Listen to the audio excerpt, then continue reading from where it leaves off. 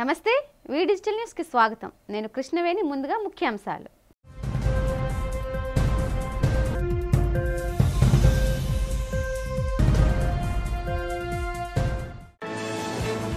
విశాఖలో విజయవంతంగా ముగిసిన పర్యాటక పెట్టుబడిదారుల ప్రాంతీయ సదస్సు రానున్న రోజుల్లో వందల కోట్ల పెట్టుబడులు రానున్నాయని తెలిపిన tourism development corporation chairman Balaji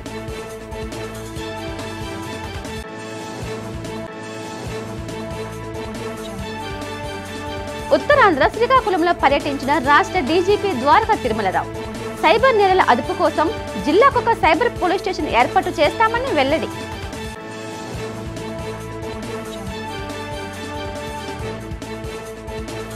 Gajuwaka VPL green city colony Shri Lakshmi Andal సమేత శ్రీ వైభవ వెంకటేశ్వర స్వామిని దర్శించుకున్న నారా లోకేష్ కు ఘన స్వాగతం పలికిన కాలనీ వాసులు ఆలయ ప్రతినిధులు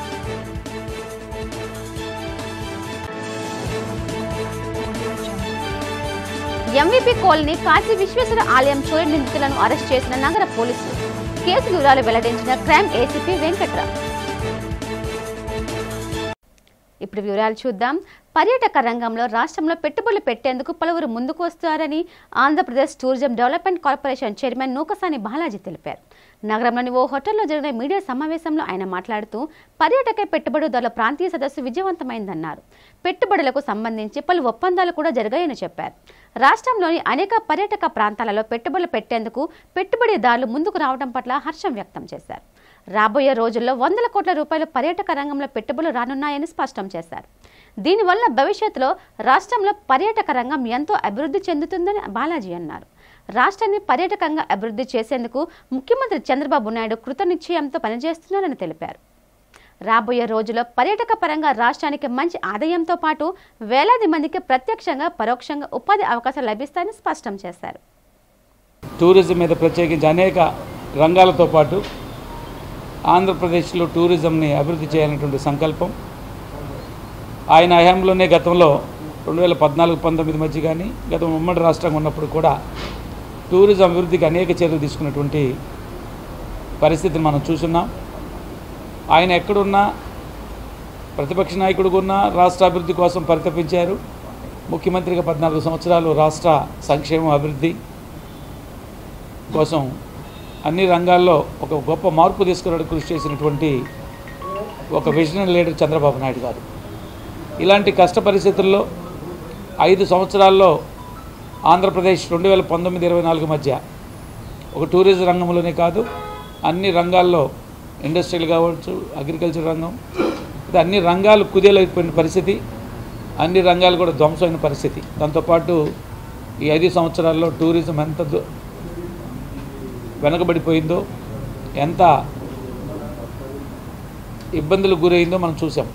నేను ఈ 4 నెలల్లో కార్పొరేషన్ చైర్మన్ అయిన తర్వాత ముఖ్యమంత్రి చంద్రబాబు గారు కూడా ఈ టూరిజం అభివృద్ధి చేయాలి, ఆయనకున్నటువంటి ఆలోచనల మేరకు ఒక మంచి టూరిజం పాలసీని తీసుకొచ్చి టూరిజంను ప్రమోట్ చేయాలనే ఉద్దేశంతో సెప్టెంబర్ 27న వరల్డ్ టూరిజం రోజు ఒక ఇండస్ట్రియల్ పాలసీ కూడా అనౌన్స్ చేయడం జరిగింది. ఆ ఇండస్ట్రియల్ పాలసీ ద్వారా ఇవాళ ఇన్వెస్టర్స్ ముందుకు రావడం, ఈ రాష్ట్రంలో టూరిజం అభివృద్ధి చేయాలని సంకల్పంతో 5 సంవత్సరాల్లో ఏదైతే వెనకబాటుతనానికి గురైందో, ఏదైతే టూరిజం గురించి ఆలోచించే స్థితికి లేకుండా పోయిందో, చంద్రబాబు నాయుడు గారు ఇచ్చినటువంటి టూరిజం పాలసీ వలన ఒక బూస్టప్ వలన ఇలా ఇన్వెస్టర్స్ ముందుకు రావడం జరిగింది. ఇందులో భాగంగా విజయవాడలో లాస్ట్ మంత్లో ఒక టూరిజం ఇన్వెస్టర్స్ మీట్, మరలా నిన్న వైజాగ్లో అయితే 8 మంది ఒక పెద్ద సంస్థల ఇన్వెస్టర్స్ ముందుకు రావటం, ఒక 36 ఎకరాలు గవర్నమెంట్ ల్యాండ్ అండ్ ఒక 30 ఏకర్స్ వాళ్ళ సొంత భూముల్లో. అక్కడ ఏంటంటే టూరిజం ఇన్సెంటివ్స్, టూరిజం ఏదైతే బెనిఫిట్స్ ఉన్నాయో ఇక్కడ ఉద్దేశం ఏంటంటే టూరిజం ప్రమోట్ చేయాలి. either it is on their own land, either it is. ఏపీలో సైబర్ క్రైమ్ పెరిగిందని, ఇతర నేరాలు తగ్గి ఈ కేసులు పెరుగుతున్నాయని డీజీపీ ద్వారకా తిరుమలరావు అన్నారు. శ్రీకాకుళం వచ్చిన ఆయన మంగళవారం మీడియాతో మాట్లాడారు. సైబర్ క్రైమ్ అనేది దేశవ్యాప్తంగా జరుగుతున్న అంశమన్నారు. దీన్ని ఎలా అదుపు చేయాలనే దానిపై ఆలోచన చేస్తున్నామన్నారు. ప్రతి జిల్లాలో సైబర్ క్రైమ్ పోలీస్ స్టేషన్ పెట్టాలని యోచిస్తున్నామని తెలిపారు. నిపుణులను ఉపయోగించుకోవడం ప్రజల్లో అవగాహన కల్పించడం ముఖ్యమైన లక్ష్యమని వెల్లడించారు. ఎవరైనా అపరిచిత వ్యక్తులు ఫోన్ చేస్తే డబ్బులు చెల్లించవద్దన్నారు. సైబర్ క్రైమ్ నిరోధానికి ఏకైక మార్గం అవగాహన పెంచుకోవడం మాత్రమేనని చెప్పారు. చిన్న పిల్లలపై, వృద్ధులపై లైంగిక దాడులు పెరుగుతున్నాయన్నారు. ఇది సభ్య సమాజం సిగ్గుపడాల్సిన విషయమని ఆయన ఆవేదన వ్యక్తం చేశారు. రాష్ట్రంలో గంజా నిర్మూలనకు 5 కేబినెట్ మంత్రులతో కూడిన కమిటీని ఏర్పాటు చేసిందని తెలిపారు. ఈగల్ సంస్థను ఏర్పాటు చేసి గంజాయికి అడ్డుకట్ట వేస్తున్నట్లు స్పష్టం చేశారు.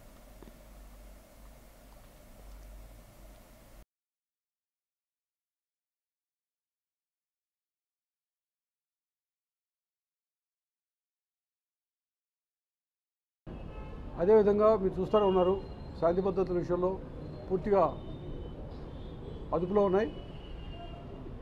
ఈ మధ్యనే బీహార్ నుంచి వచ్చినటువంటి వెపన్స్తో వచ్చిన గ్యాంగ్ని అరెస్ట్ చేయడం కూడా జరిగింది. వారు ఇక్కడ వేరే వాళ్ళని అటాక్ చేయడం కోసం సుపారీ తీసుకొచ్చిన గ్యాంగ్, వాళ్ళని కూడా అటాక్ చేసి, వాళ్ళు కూడా అటాక్ చేయాలనే ఉద్దేశంతో వచ్చిన వాళ్ళందరినీ అరెస్ట్ చేసి ఇంకొకరిని అరెస్ట్ చేయాల్సి ఉంది. వాళ్ళ దగ్గర రిమాండ్ చేయడం జరిగింది.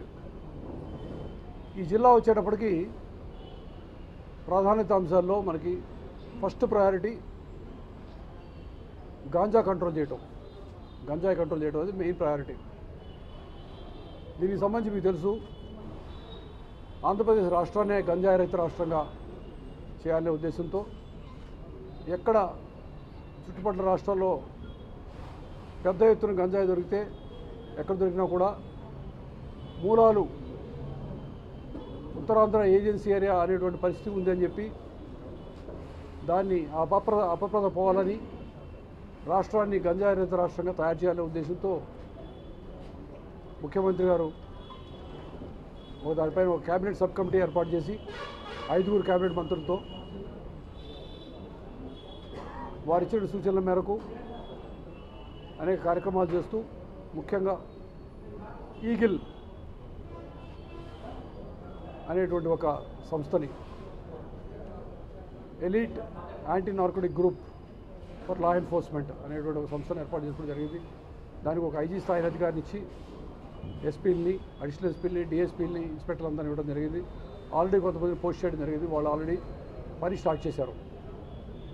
జిల్లాలన్నింటితో అనుసంధానం అవుతూ వాళ్ళతో మాట్లాడుతూ ఎలా కంట్రోల్ చేయాలని ప్రయత్నం స్టార్ట్ చేశారు. ఈ మధ్యనే పెద్ద ఎత్తున గంజాయి సాగుని గాజువాక నియోజకవర్గం విపిఎల్ గ్రీన్ సిటీ కాలనీలోని శ్రీ లక్ష్మీ ఆండాల్ సమేత శ్రీ వైభవ వెంకటేశ్వర స్వామిని విద్యా ఐటీ శాఖ మంత్రి నారా లోకేష్ దర్శించుకున్నారు. ముందుగా ఆలయానికి చేరుకున్న మంత్రి లోకేష్ కు స్థానిక ప్రజానీకం, కూటమి ప్రజా ప్రతినిధులు, నాయకులు, కార్యకర్తలు ఘన స్వాగతం పలికారు.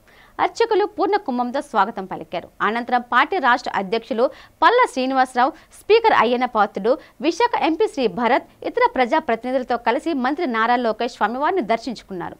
ఈ సందర్భంగా వేద పండితులు ప్రత్యేక పూజలు నిర్వహించి ఆశీర్వచనాలు అందించారు. అనంతరం స్థానికుల నుంచి మంత్రి లోకేష్ వినతులు స్వీకరించారు. ప్రతి ఒక్కరిని ఆప్యాయంగా పలకరించి వారితో ఫోటోలు దిగారు. విశాఖ ఉక్కుకు కాపాడినందుకు ధన్యవాదాలు సార్ అంటూ ఈ సందర్భంగా విశాఖ వాసులు ప్లకార్డులు ప్రదర్శించారు. అనంతరం ఆలయ కమిటీ ప్రతినిధి మాట్లాడారు.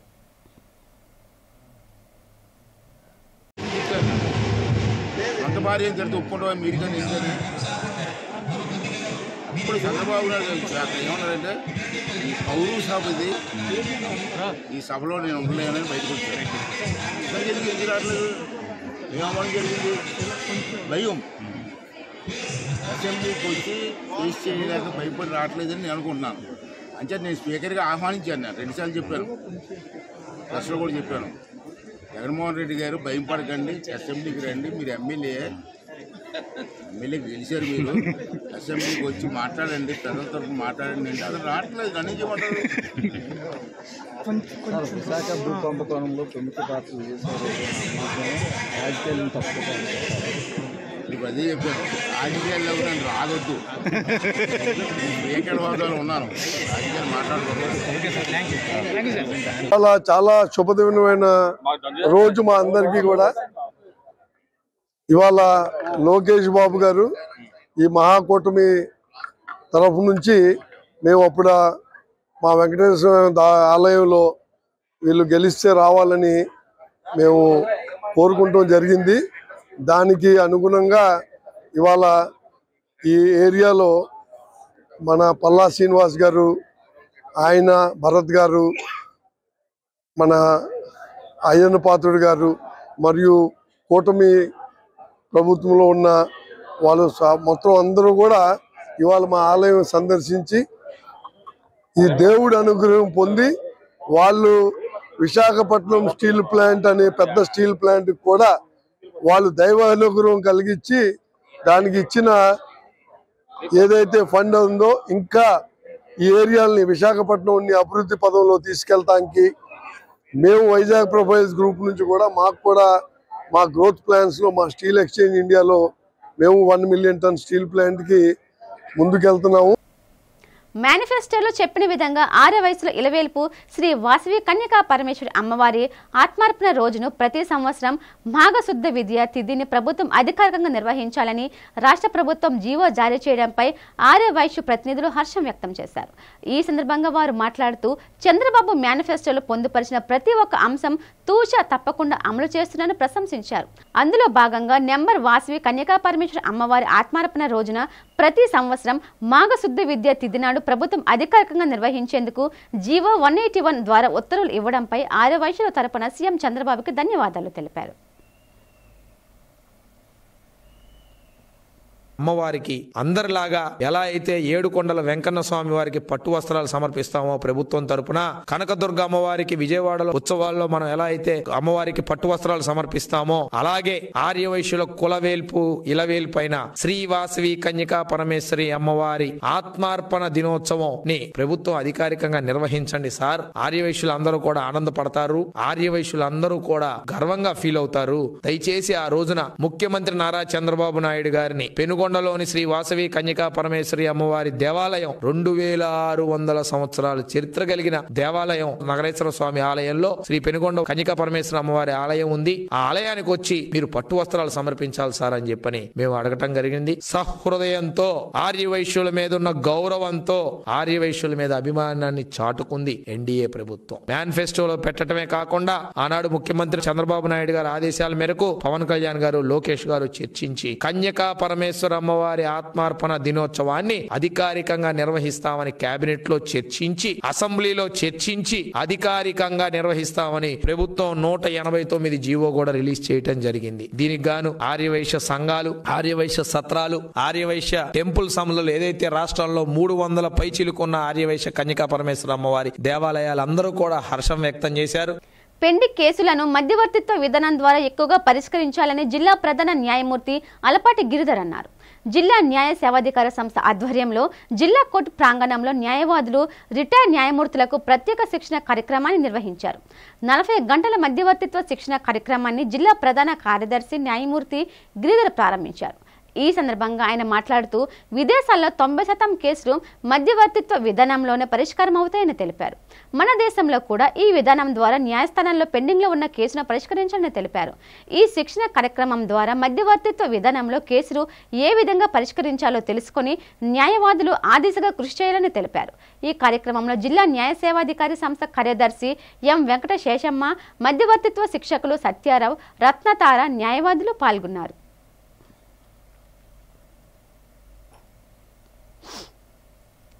One moment. Under CPC, we will deal civil matters. That may be 89 or some other thing. If we take mediation concept, Mediation Act, which will be implemented soon, or 320 CRPC, similar section under BNSS. 509 is compoundable. Compoundable. They can enter into terms. That may be civil case or criminal case. The terms should not be illegal. If he did not settle the case, what will happen in the trial? There will be no impact, according to the evidence. The impact of mediation will not be there on the trial, irrespective of the result of the mediation. I'll put it this way. Can the court record that this case is subjected to mediation and to compound the matter, but the accuser did not settle the case, then the case is ported for trial? Can the court record all these in the final judgment? I know, in the meantime, the court cannot compel any party, that may be in civil case or criminal case, to settle the matter. But at fag end, in a civil case against Vallabha Naidu garu, if he did not settle the matter, the judge, can he record that?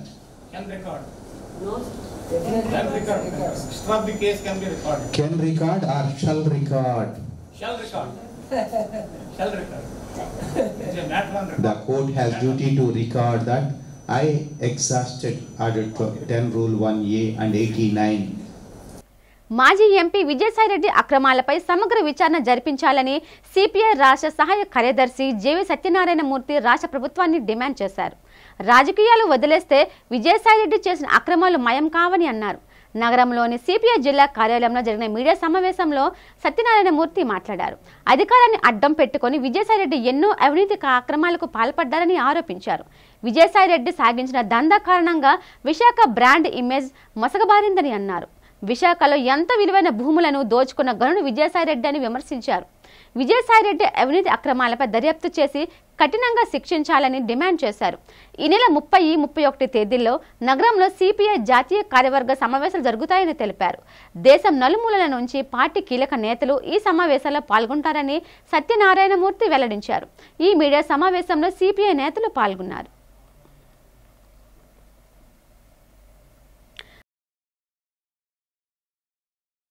Telugu Desam party అధికారంలో ఉన్నప్పుడు గతంలో మనకి మంత్రిగా, గత ప్రభుత్వం హయాంలో మంత్రిగా చేసినటువంటి గుడివాడ అమర్నాథ్ గారు ఆ రోజు వైసీపీ అధ్యక్షులుగా ఉన్నారు. ఆయనే ఎంత భూ కుంభకోణాలు జరిగాయని చెప్పనేది ప్రకటన చేసి పెద్ద ధర్నా చేశారు కలెక్టరేట్ దగ్గర.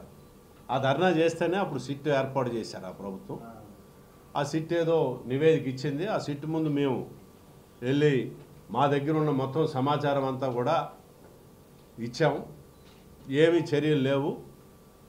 ఈలోగా ఎన్నికలు జరిగి వైసీపీ అధికారంలోకి వచ్చిన తర్వాత అది కుదరదు, అదంతా వాళ్ళకి అనుకూలంగా చేసుకున్నారని ఈలోకి సిట్ వేశారు. అది నివేదిక ఇచ్చింది. దాని ముందు కూడా మేము పోయి మా దగ్గర ఉన్న సమాచారం అంతా ఇచ్చాం. ఈరోజు ఎవరైతే కబ్జాలు చేశారో ఆ కబ్జాదారుల చేతిలోనే ఏ ప్రభుత్వంలో వాళ్ళు సిట్లు వేసినా భూముల్లో మటుకు ఏమీ మార్పు రాలే. స్వభావంలో వాళ్ళ చేతిలో ఉన్నాయి ఆ భూములు. మా మీద అయితే కేసులు నమోదు కాబడ్డాయి. భీమిలి కోర్టుకి తిరిగాము, ఇతర కోర్టులకు కూడా మేము అక్కడ చేసినటువంటి ఆందోళనలో తిరిగాము. ఇప్పటికీ వెళ్తున్నాం. భీమిలి కోర్టుకి సంబంధించి ఇప్పటికి కూడా వెళ్తున్నటువంటి పరిస్థితి ఉంది. కాబట్టి ఇక్కడ నేను ఇందాక చెప్పినట్టు ఎవరు అధికారంలో ఉన్నా ఒకే తానులో గుడ్డలాగా వ్యవహరిస్తూ ఉన్నారు. విశాఖపట్నానికి సంబంధించి ప్రత్యేకించి ఇక్కడ భూ కుంభకోణాలు వెలికి తీయడానికి వాళ్ళు ప్రతిపక్షంలో ఉన్నప్పుడు మాట్లాడుతున్నారు. అధికారంలోకి వచ్చిన తర్వాత గాలికి వదిలేసి వీళ్ళు కూడా అందులోని భాగస్వాములు అయిపోతూ ఉన్నారు. ఇది మీ విశ్వాసాన్ని కోల్పోయే, ప్రజల విశ్వాసాన్ని కోల్పోయేటటువంటి పరిస్థితి ఉంటుంది. అందుకని మీరు మీరేసిందే గతంలో అధికారంలో ఉన్నప్పుడు తెలుగుదేశం వారు వేసిన సిట్టునే బహిర్గతం చేయండి ఏమి నివేదిక ఇచ్చిందన్నది. అలాగే వైసీపీ వాళ్ళ అధికారంలో ఉన్నప్పుడు వాళ్ళు ఇచ్చినటువంటి సిట్ నివేదికను కూడా బహిర్గతం చేస్తే ఆ రెండింటికి ఏమి సామీప్యాలు ఉన్నాయి, ఏవి వ్యతిరేకంగా ఉన్నాయి, దాన్ని అలాగ పరిష్కారం చేయాలంటే ప్రజల ముందు పెట్టండి, ప్రజలు తెలుసుకుంటారు.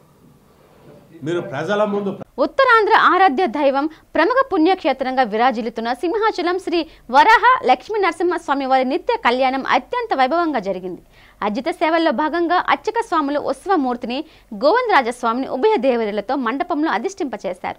నిత్య కళ్యాణంలో పాల్గొన్న భక్తులు గోత్రనామాలతో సంకల్పం చెప్పి పంచరాత్ర గమశాస్త్రం విధానంలో విశ్వకేశ ఆరాధన పుణ్యవచనాలతో కార్యక్రమానికి శ్రీకారం చుట్టారు.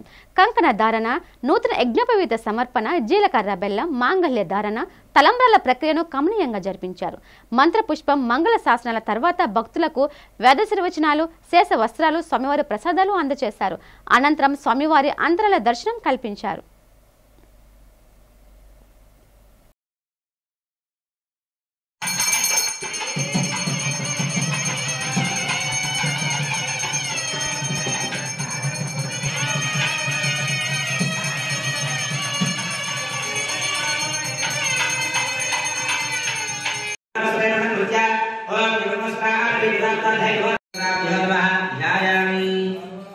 आवाहयामि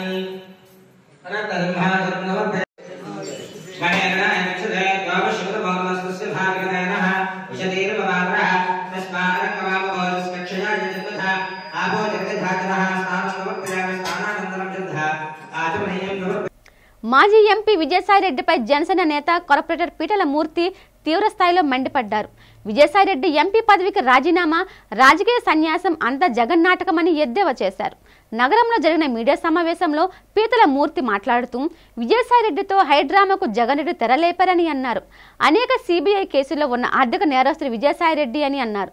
మాజీ ఎంపీ విశాఖలో తనకు గాని తన కుటుంబ సభ్యులకు గాని గజస్థలం లేదని చెప్పడాన్ని ఖండించారు. విలువైన దశపల్ల భూములతో పాటు కోట్లాది రూపాయల విలువ చేసే ఎకరాల కొద్ది భూమిని విశాఖలో దోచుకున్న గనుడు విజయసాయిరెడ్డి అని అన్నారు. జగన్ అధికారంలో ఉండగా విజయసాయిరెడ్డికి చెలరేగిపోయి అందినంత దోచుకున్నాడని ఆరోపించారు. పవన్ కళ్యాణ్ తనకు మిత్రుడని చెప్పడాన్ని పీతలమూర్తి ఖండించారు. ఆర్థిక నేరస్తులు ఎవరూ పవన్ కళ్యాణ్కి మిత్రుడుగా లేరని అన్నారు. విజయసాయిరెడ్డి సాగించిన దందాలు, దోపిడీలపై విచారణ జరిపి కఠినంగా శిక్షించాలని రాష్ట్రాన్ని, ప్రభుత్వాన్ని కోరారు.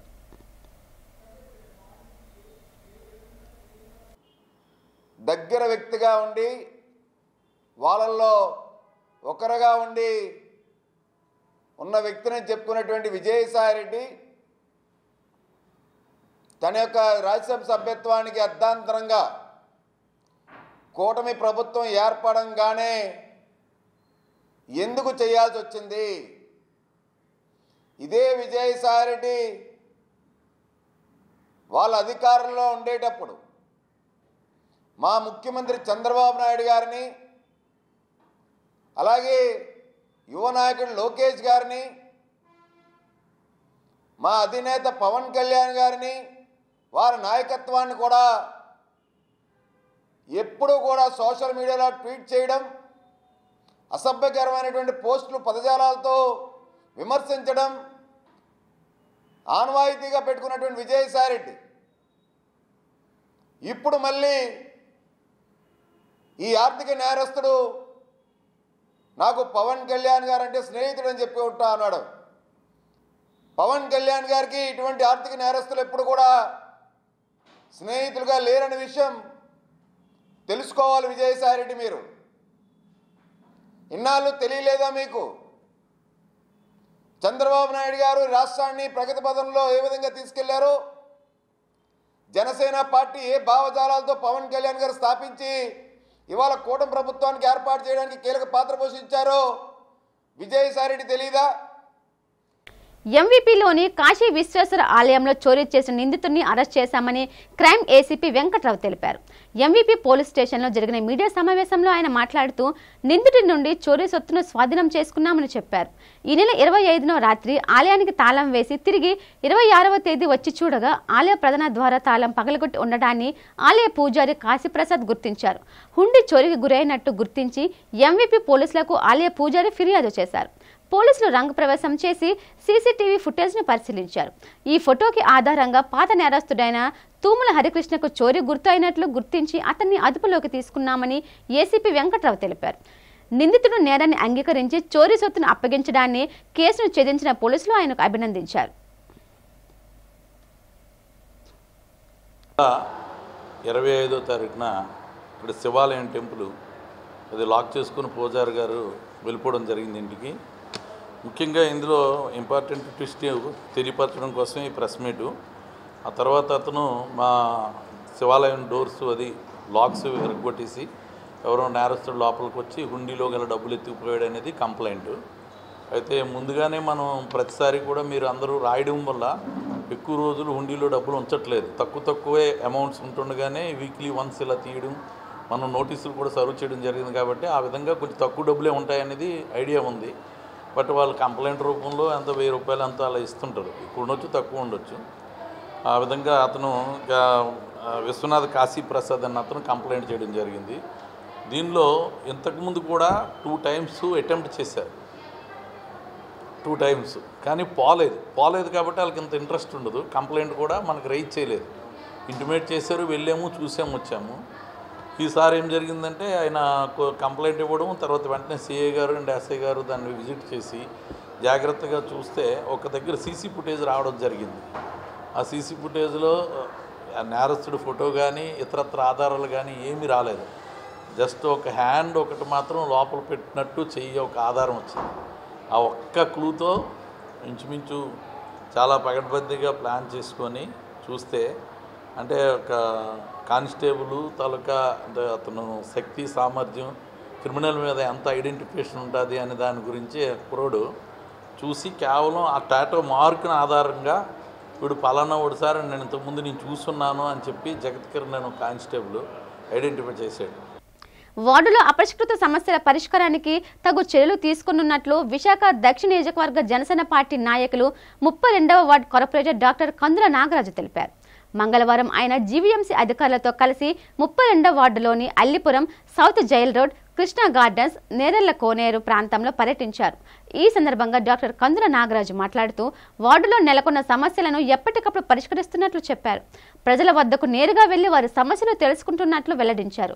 ఇటీవల కృష్ణా గార్డెన్స్ ప్రాంతంలో అండర్ గ్రౌండ్ డ్రైనేజీ కొలాప్స్ కావడంతో ఆ మురుగునీరు మంచినీరుతో కలిసిపోవడంతో స్థానికులు చాలా అవస్థలు పడ్డారని అన్నారు.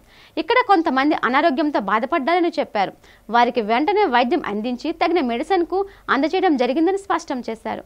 ఎమ్మెల్యే వంశీకృష్ణ శ్రీనివాస్ సహకారంతో ఇక్కడ కొత్త కుళాయిలు వేయించడం జరిగిందని అన్నారు. ఇక్కడ ఎటువంటి సమస్య వచ్చినా అధికారులు కూడా వెంటనే స్పందిస్తున్నారని పేర్కొన్నారు.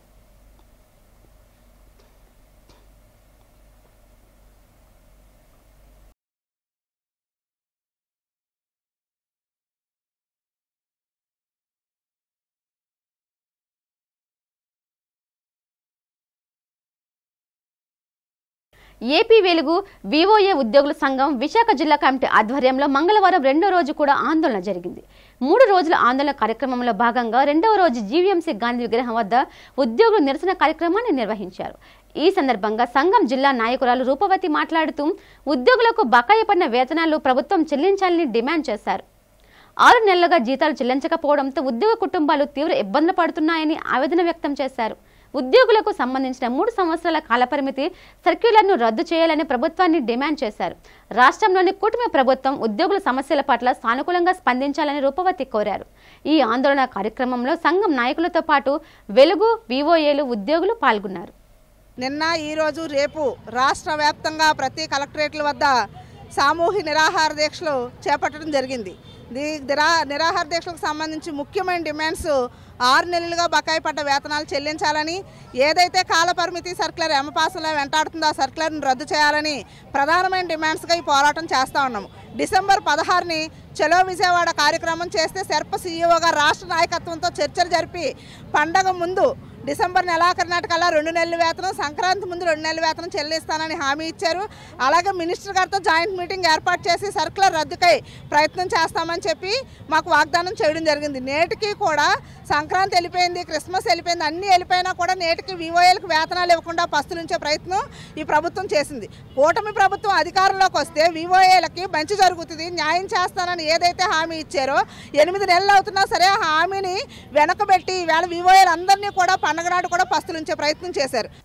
వార్తలు ముగించే ముందు ముఖ్యాంశాలు మరోసారి.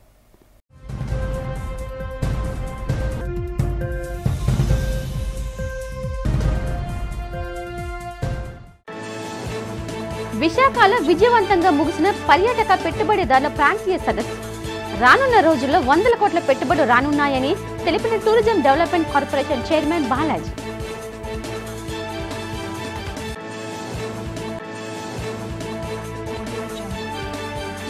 ఉత్తరాంధ్ర శ్రీకాకుళంలో పర్యటించిన రాష్ట్ర డీజీపీ ద్వారకా తిరుమలరావు. సైబర్ నేరాల అదుపు కోసం జిల్లాకొక సైబర్ పోలీస్ స్టేషన్ ఏర్పాటు చేస్తామని వెల్లడి.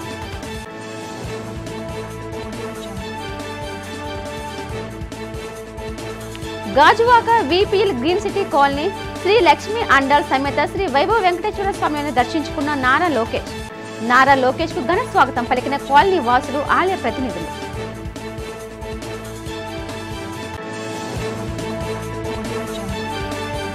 ఎంవీపీ కాలనీ కాశీ విశ్వేశ్వర ఆలయం చోరీ నిందితులను అరెస్ట్ చేసిన నగర పోలీసులు. కేసు వివరాలు వెల్లడించిన క్రైమ్ ఏసీపీ వెంకట్రావు. ఈ వార్తలు ఇంతటితో సమాప్తం. చూస్తూ ఉండండి VDigital న్యూస్. నమస్తే.